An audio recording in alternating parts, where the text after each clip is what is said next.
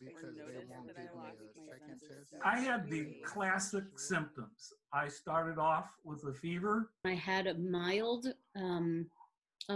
fever. The fever was quite constant for a few days. I stayed in bed for 3 days until the fever broke. I started getting fevers on the 8th day. I was just dealing with the fever, but then it started to get progressively worse, and it got really bad. And I started with the cough, the dreaded cough. Every time I finished a coughing fit, it was the couldn't catch my breath. I was lethargic. I could barely breathe. I'm very short of breath. I'm unable to finish sentences. It hurt so much inside my chest that I could not use my inhaler because I couldn't take a deep enough breath. I was having like a knife pain to the chest. Having these coughing fits that would like actually make me keel over and feel like I couldn't breathe. I think that was like the fear that I could die, you know. She's God, think you're gonna die.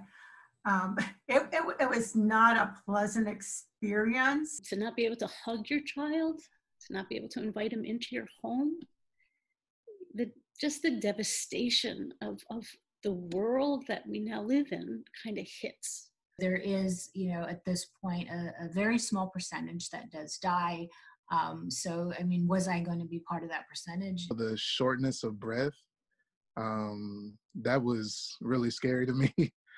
So I called 911 and the EMTs came and they checked my breathing and checked my lungs, but they didn't take me to the hospital. I was so uncomfortable. I was so panic stricken that I was like, all right, let me call an ambulance and get to a hospital because something's wrong. My husband says, okay, I've had enough.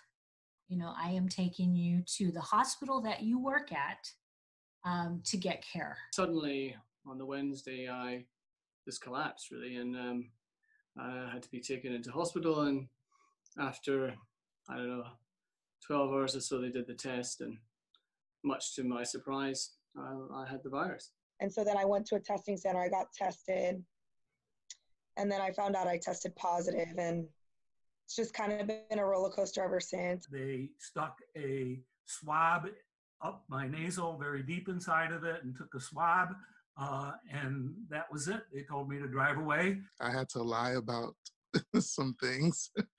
I told them that I had a pre-existing condition, and I came into contact with someone who tested positive.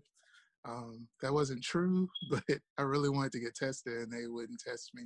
And then one day it just started getting better. I'm doing good.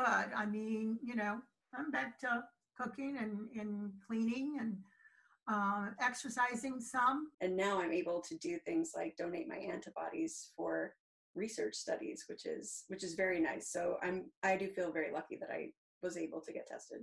Take those precautions and take it seriously, because it certainly is not a fun virus. Not that any virus is, but people need to take it seriously because it's just continuing to grow like wildflower. In terms of my mind and heart and soul, I'm 1,000 times better than I was a few days ago when I was in hospital.